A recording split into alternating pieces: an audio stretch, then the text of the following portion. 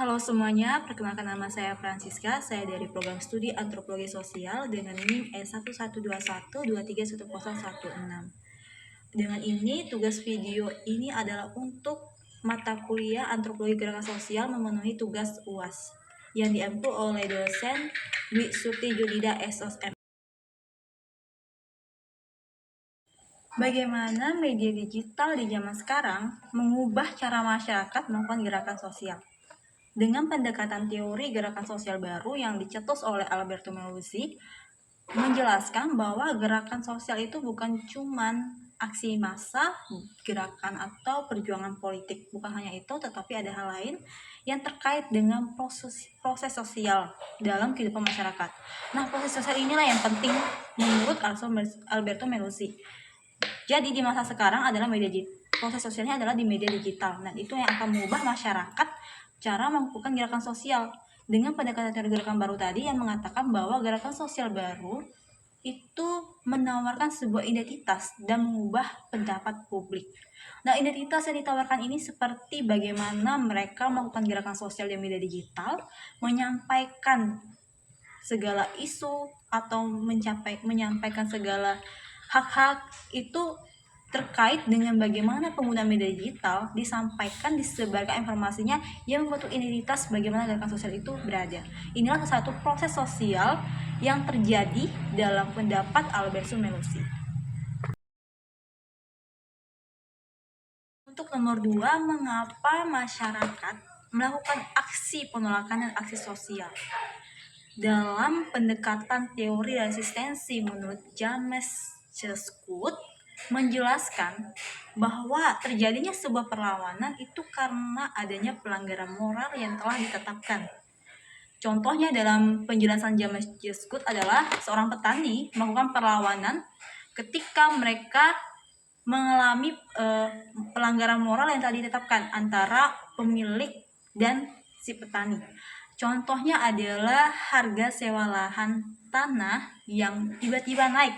Itu akan membuat petani merasa rugi karena kenapa dia tiba-tiba naik, itu telah melanggarkan moral. Salah satu moral yang dimana ditetapkan perjanjian untuk melihat bagaimana fenomena mereka bertani, apakah mereka bisa untuk memenuhi ekonomi atau apakah mereka bisa untuk ditekankan, karena bertani bukan hanya tentang nilai ekonomis. Itulah yang dijelaskan dalam James Cheswood, sehingga mereka melakukan perlawanan. Nah, dalam penjelasan James Cheswood tentang teori resistensi, dia menjelaskan juga bahwa perlawanan itu biasanya terjadi secara tertutup, jadi enggak secara terbuka, di mana mereka melakukannya secara diam-diam. Misalnya dalam konteks petani tadi, merusak alat pertanian secara diam-diam atau merusak lahan secara diam-diam. Itu salah satu contoh perlawanan karena mereka merasa moral telah dilanggar.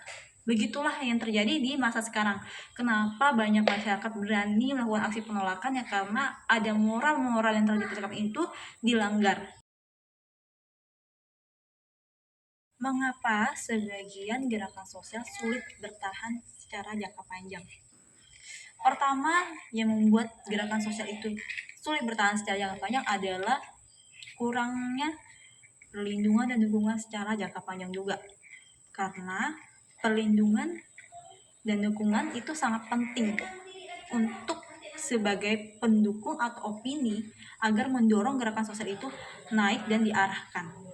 Maksudnya diarahkan di sini adalah agar punya suara pembela, sehingga ini akan menjadi nambah alasan atau referensi untuk bagaimana gerakan itu bisa terjadi dan bagaimana cara untuk mencapai tujuan dari gerakan sosial tersebut. Kedua, kenapa gerakan sosial jarang jangka panjang apalagi yang coba viral adalah visi dan misinya itu terbatas atau minimal, tercapainya visi misi itu hanya bersifat minimal, sehingga mereka cuma mencapai yang sedikit saja gitu. Contohnya dalam gerakan sosial yang kemarin viral adalah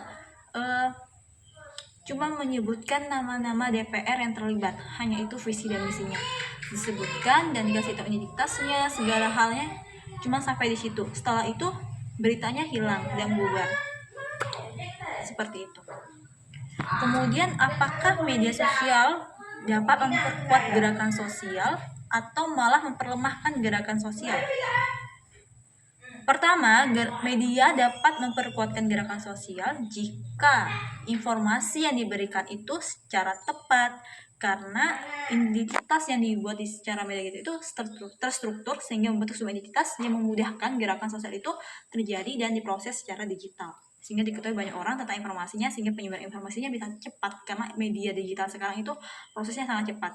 Kemudian dia bisa memperlemahkan ketika dibantah dengan informasi lain. Misalnya gerakan sosial ini membentuk sebuah informasi tersebut lalu dibantah dengan informasi lain, dan ini akan menambahkan dampak untuk memperlemahkan gerakan sosial. Contohnya yaitu pada masa sekarang adalah film Pesta Babi yang banyak dikritik karena diketahui katanya ini adalah sebuah settingan. Ada yang bilang ini beneran, ada yang bilang settingan.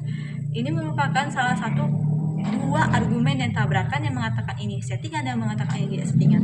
Ini adalah satu bagaimana cara memperlemahkan gerakan sosial dan juga dapat memperlukan gerakan sosial, karena pada saat film Pesta Babi baru meluncur banyak yang membela Papua.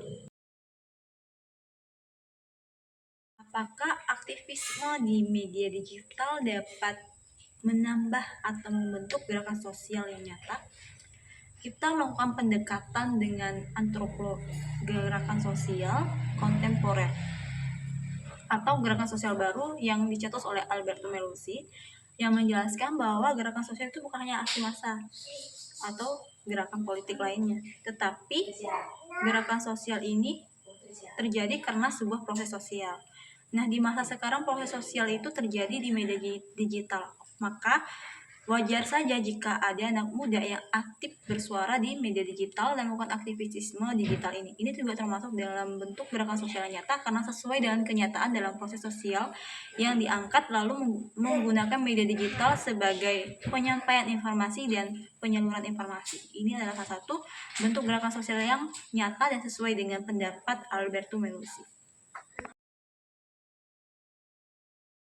5.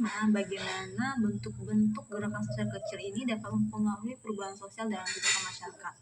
Nah, kita jelaskan dulu bagaimana perubahan sosial itu terjadi. Perubahan sosial itu terjadi karena akibat globalisasi dan urbanisasi yang memicu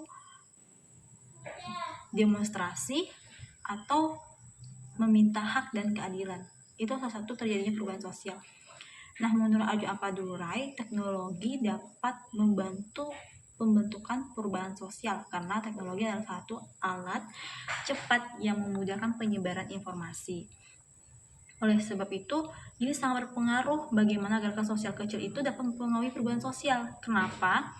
Karena perubahan sosial ini bentuknya sifatnya adalah bagaimana mereka bersama-sama bersuara ketika merasa ketidakadilan.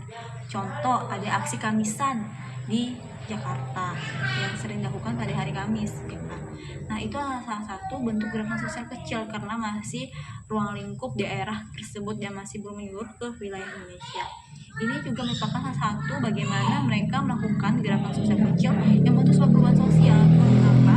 Karena perubahan sosial yang dibuat dalam aksi Kamisan itu disebarkan melalui media digital, teknologi, sehingga infonya tersampai oleh semua orang. Dan ada semua orang yang juga terpengaruhi. Ada juga semua orang yang mempercayai apa yang dijelaskan sama aksi Kamisan tersebut, sehingga akan merubah sebuah pendapat dan pemahaman masyarakat sendiri.